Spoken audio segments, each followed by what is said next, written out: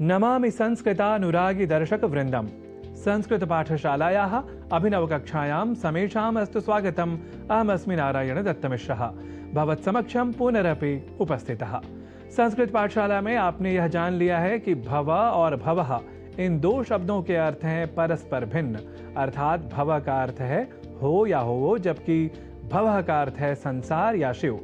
तो यशस्वी भव, सौभाग्यवती भव, विजयी भव जैसे प्रयोगों को इनके अर्थों के साथ स्पष्टता और शुद्धता के साथ व्यवहार करने की प्रवृत्ति से चूंकि अब आप हो चुके हैं परिचित, तो इसी क्रम में आज बात भव इस शब्द से जुड़ी कुछ प्रसिद्ध सूक्तियों की भी, जिनसे हमारी भारतीय संस्कृति की विशेषता स्वतः परिलक्षित हो जाया करती है। आप सभी ने कभी न कभी यह सुना ही होगा, जबकि मैं तो समझता हूं कि आप लोगों ने पढ़ा भी होगा। आचार्य देवो भव, मातृदेवो भव, पितृदेवो भव, अतिथि देवो भव। इन लघु वाक्यों में त्वम इस संस्कृत शब्द का योग कर लेने पर आप ऐसे वाक्यांशों को संपूर्ण वाक्य के तौर पर समझ सकते हैं। और अब क्रम आता है इन वाक्यों के अर्थों को जानने का। यहाँ ही आवश्यकता होती है संस्कृत अनुराग के साथ साथ संस्कृत से संबंधित थोड़ी अधिक जानकारी होने की।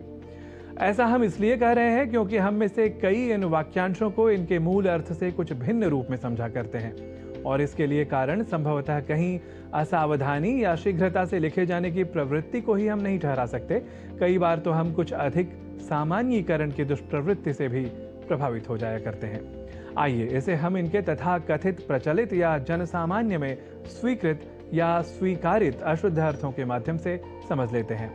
जैसे आचार्य देवो भव, मातृदेवो भव, पितृदेवो भव, अतिथि देवो भव को हम में से कई आचार्य देव होता है, माता देव या देवता होती है, पिता देव होता है और अतिथि देव होता है, ऐसा समझ लेते हैं।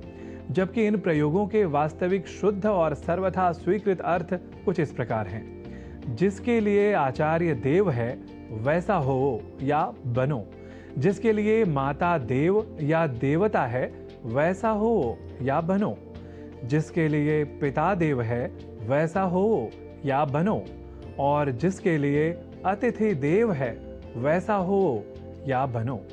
तो आपने सर्वथा शुद्ध अर्थों के साथ आचार्य देवो भव, मातृदेवो भव, पितृदेवो भव, अतिथि देवो भव जैसे प्रयोगों को भली भांति जाना और समझा।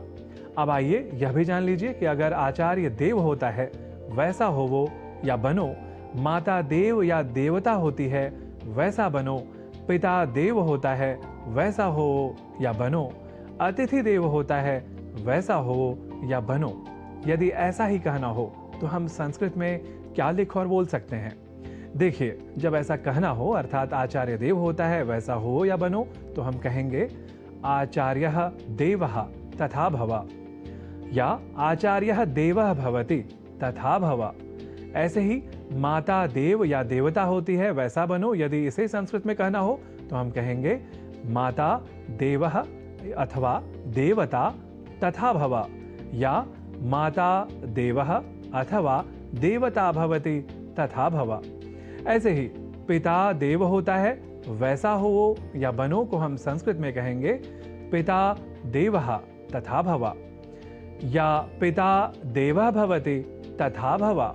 ऐसे ही अतिथि देव होता है वैसा हो या बनो, इसके लिए हम संस्कृत में कहेंगे अतिथि देवः तथा भव, या अतिथि देवः भवति तथा भव।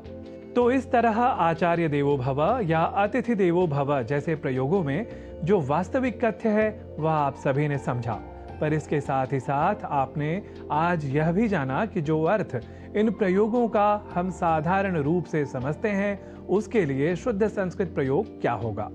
तर्हि संस्कृतानुरागी समूह संस्कृत देवो भव, इसी शुभाकांक्षा के साथ आज की संस्कृत पाठशाला की कक्षा में इतना ही। पुनर्मिलामः अग्रिम कक्षायां।